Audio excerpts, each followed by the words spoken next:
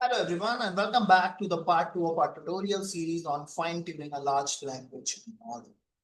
The previous part, we just understand the functional aspect of what fine-tuning is, when to use a fine-tuning, when not to use a fine-tuning. Today's video, I'm just gonna cover the basic concepts which are going to be more technical in understanding and the terminology which we are going to use in the rest of the tutorial series. So as you can see on my screen, there are a few concepts which are very specific to the machine learning and the deep learning, which we can understand what are those. Understanding a large language model. So I will be having a technical definition like what precisely large language model is, what kind of architecture is used, or what precisely it does from the technology perspective. Tokens and tokenization, it's again very important. Concept of fine tuning, it's again, it would be a more of a technical definitions rather than a functional because we have already covered. Data preparation for fine tuning, we just gonna understand how we are going to just prepare the data in the upcoming parts. Computational resources very important, and this PEFT is really important because we don't have a very extensive or comprehensive resources in the infrastructure. So PEFT is the process through which we try to just minimize the resource consumption and the storage for fine-tuning process. So it's very important and interesting and challenging topic to cover. Evaluation matrix, we will get to know like whether once we just fine-tune our model, what all ways through which we can predict whether, improvement is happening with the fine tuning for the large language model. So it's basically a validation methodology where we're gonna understand how we can do it. Overfitting and underfitting, it is just again a concept of machine learning and deep learning where overfitting means you just have a lot of data where every scenario just being memorized by the large language model rather just being more creative and innovative. Underfitting is where we don't have enough data to just train our model, so still we are not getting accurate. So both the situations are not good. Underfitting is something which is not pretty much applicable in a large language model. Overfitting is definitely this, right? So the next thing is what we're gonna cover is some of the basic Python library which we're gonna use. So I have to mention that I'm gonna use the Python library on the Google Colab, which is a browser-based notebook. If you are aware of Jupyter notebook of Python, it's pretty much same, but it is hosted on a Google Cloud, right? So we're gonna understand how we can use the Google Colab as well in the next part, along with how we can set up the environment so that we can do the fine tuning of a large language model.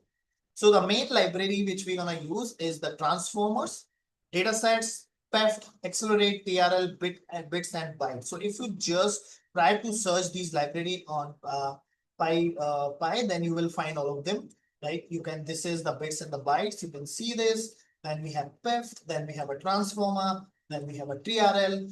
Similarly, this is what the Hugging Face for accelerate. And if you just read through, accelerator was created by PyTorch user who like to write the training loop for the PyTorch. So basically what this actually does is whatever the code you are going to write, it is trying to just see what all specific code or logic has to run on the GPUs and the TPUs. So it's actually trying to accelerate, the logic of training the models, right? So you can understand all these things. You can just search for the transformer on PyPy website, but if you just go to the Hugging Face, you will get all the information about all those library you can see, right? So Hugging Face is the main website which we're gonna use because it's a very user-friendly website where you will find all the models and the data sets which are publicly available, which we're gonna use. So if you haven't created your account on Hugging Face, I would highly recommend you to do that so that you can easily follow along with the rest of the tutorial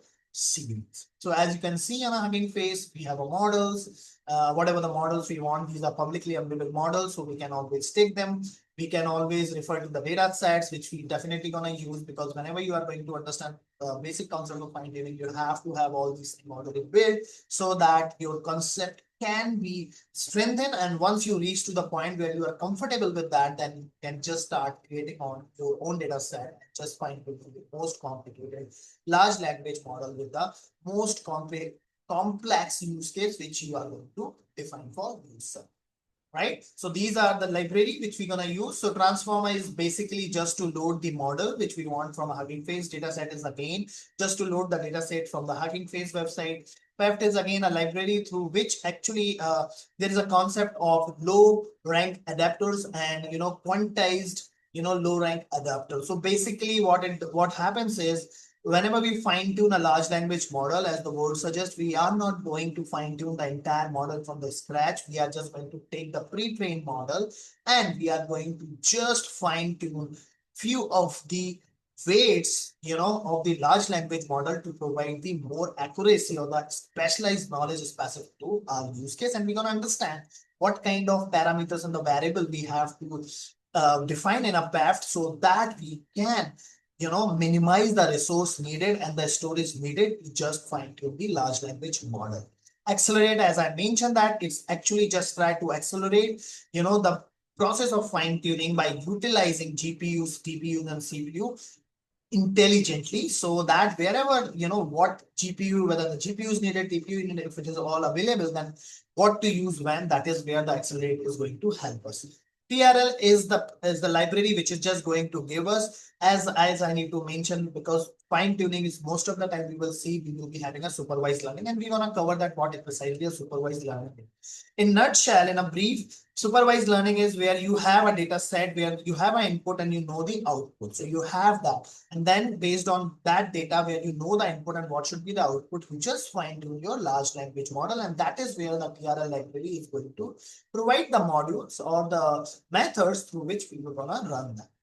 Bits and bytes again, we know that large language model are very big in size, but there is a quantized methodology through which what we do is we try to just minimize the storage of large language model by reducing the storage for the large language model in a 4-bit, 8-bit, 32-bit. And as we just reduce the number of bit to store the data, the size of the large language model gets reduced, and that is what we're gonna understand.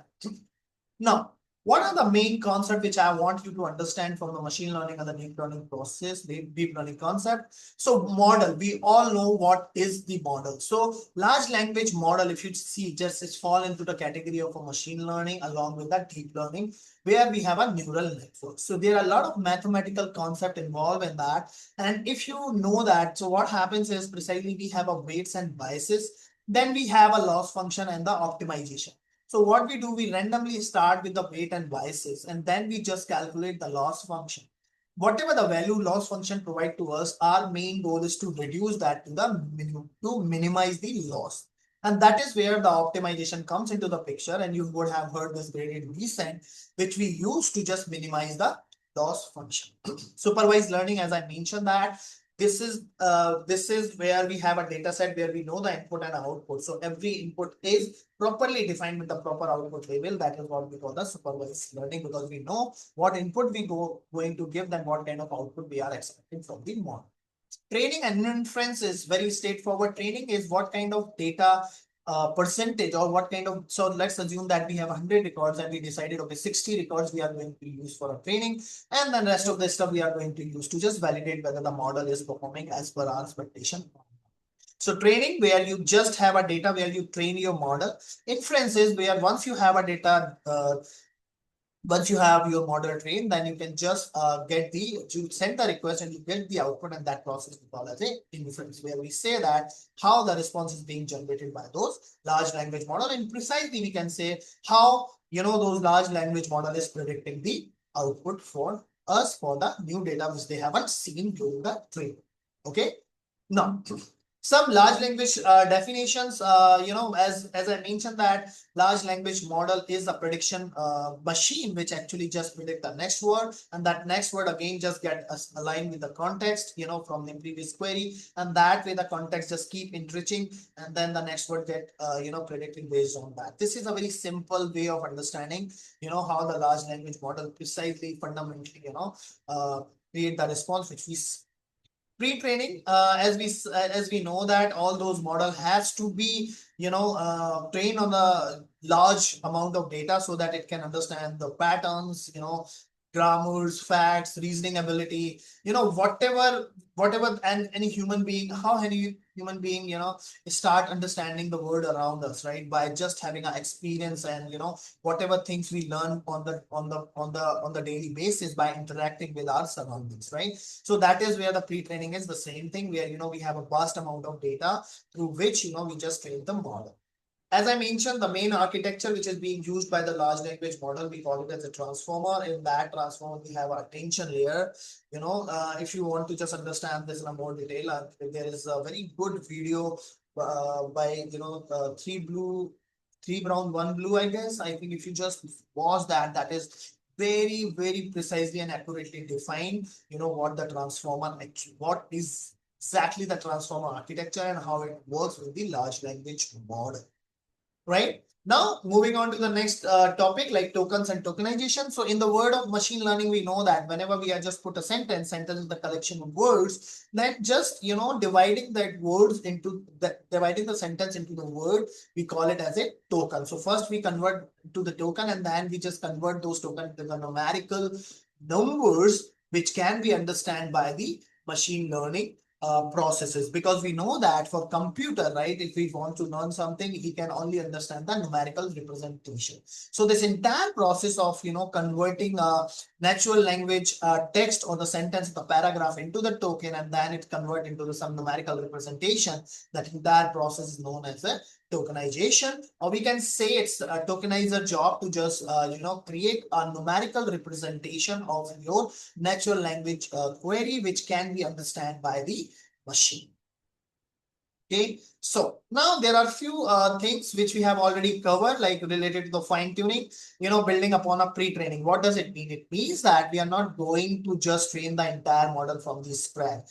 We are just going to utilize the bare minimum weights which we are going to change, so that we can just give the specialized knowledge to the our pre-trained model. Because otherwise, if we are going to do that from the scratch, it is going to be a very complicated process. We will be needing an unimaginable amount of infrastructure and resource to do that, which is hard to do it individually, right? So in pre-training, what we're going to do, that is where, this PEFT is going to help us a lot. That is what the next topic is: adaptation, not starting over. Right? So we are just going to adapt a very specific thing which we are going to change based on the new domain or the data set which we have, so that our model will get specialized in the specific area. So as this is what the last point is in the fine-tuning concept, updating a weight. So we are going to just, with the help of a PEFT, which is a parameter efficient fine-tuning process, where we are going to define what kind of thing we want to change, and we want to understand when we are going to just write the code, then you will understand more precisely how it is going to do that, and how it is going to just change the weights value based on the new data which we have. Data preparation. So for the data preparation, there are different kind of models. So you have to first understand what kind of models you are going to find. So if it is a simple text generation, then there is a very specific format which you can see on my screen, where you have to give as a text as a first tag in a JSON, and then your actual text. This is how you have to prepare your data. But if it is going to be an instruction based model, you have to understand, you have to give a prompt and then the completion.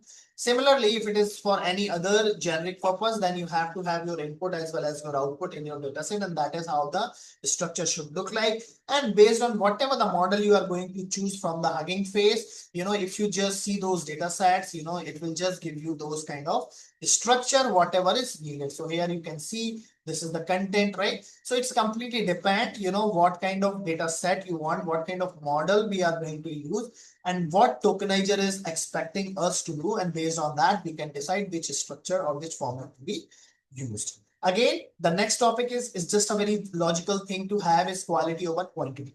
We should not be focusing a number of, data points we have within a data set, but the quality of that data has to be very rich. It has to be a unique, and it has to be accurately defined, the specific domain related knowledge, so that the large language model can provide us a very informative answer. Otherwise, generally the large language model itself is very good enough to just provide that response, Okay, the next thing is cleaning and formatting. I mean, I'm not going to spend much time because it clearly says that the whatever the data you are preparing, it has to be clean, and the formatting, once is it clean and the formatting, it means that there shouldn't be any problem for machine learning for our code to just have a a difficulty in just parsing the data or utilizing that data which we have.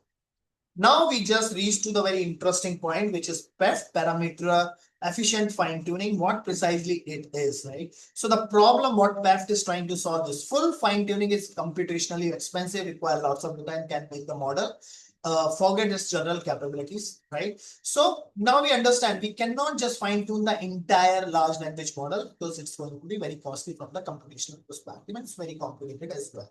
So what is the solution? That is where the PEFT come into the picture, where it's provide PEFT method, train only a small number of additional parameter, or update only a small subset of the original parameter, which is a much more resource efficient and helps to retain the base model general ability. So what happens with PEFT is, as I mentioned, we are going to just modify the very specific way. So rest of the large language model capability is going to as is. So you are going to just change the very specific and the very low amount of weights so that you can just get the very specific knowledge along with not losing the generalized knowledge that every large language model is having. Okay. So now moving on to the computational resources. So we all know that, we need a GPUs for that, right? Along with the VRAM, which is memory comes with the GPUs, because those GPUs are specifically designed to just to expedite the process of a machine learning. Because what we do is we always create a numerical representation of our data, and that is actually going to be processed by the GPU, because GPU is designed in a way which is very good in just processing, the vector representation or the numerical representation which we have. So these GPUs are specifically designed to just do the kind of mathematical computation which is needed by the models to get trained. Okay. Evaluation matrix. So there are specific, matrices which is given by those library which I have mentioned. So we are going to use all the methods and all the matrix which are already there in the libraries rather than creating our own. And then what we're gonna do whenever we have a data set, we always divide into a three set, like training data sets, validation test sets, and the test set, right? So what happens is the training is where we are going to fine tune our large language model. Validation is where we are just trying to see whether we are not overfitting, our large language model with the data set which we have created. And test is something where we are just validating whether it's just performing. So test data sets and a validation, it's very confusing, but we will get to know precisely where we are going to use validation, what kind of advantage it is going to provide us, because this actually helps us to measure whether we are not getting into the situation where we are just actually overfitting our model. So we have to just understand these concepts, and we are going to cover that in when we are going to do the coding, because when it is happening in the real time, then you will understand more precisely why do we need to have a three different sets, like the training data sets, validation data sets, and the test data sets. Again, overfitting and underfitting. Underfitting doesn't make much sense in the context of the large language model, but the overfitting is definitely, we have to make sure there is no overfitting. Otherwise, whenever there is a new data comes in specific to your domain, then large language model, which is fine-tuned, is not going to give you the accurate result. And that is where, this validation set actually comes into the picture, because it's just give us, the kind of sense whether we have overfit our model or not. That's we're gonna see when we are going to actually do the code. So these are some miscellaneous concepts. If you are really interested, I can share this content with you, because this is just related to the tokenizer. Why do we need this tokenizer? Same with model, how we have to take the model. These are some concepts related to the PEFT, like LoRA. What is LoRA? LoRA is just stand for low rank adaptation, which actually help us to just select only the very few specific weights, rather than we know that we have a model which is defined by 7 billion, 14 billion, right? And so there are a lot of things, right? And we don't have to just do the fine tuning of all. We don't need to change the weights for all those billions of weights, right? So that is where we just take this low rank adapters based weights which we are going to change. Right.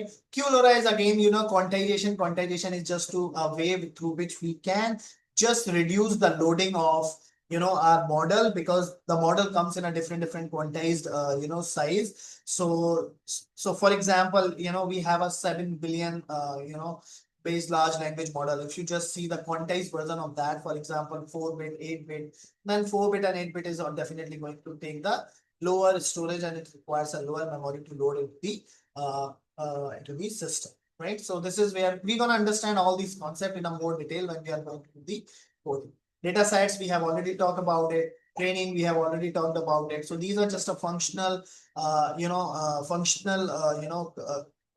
content which I have just put together so that you can understand. So just to summarize the entire explanation which I have done so far. When you fine tune in Colab with HuggingFace and LoRA, you are taking a large general model using a matching tokenizer to prepare your specific data set. So what happens is whenever you just take your model, along with that you just get the tokenizer as well, so that whatever the tokenizer you are going to use for data sets is going to just convert the similar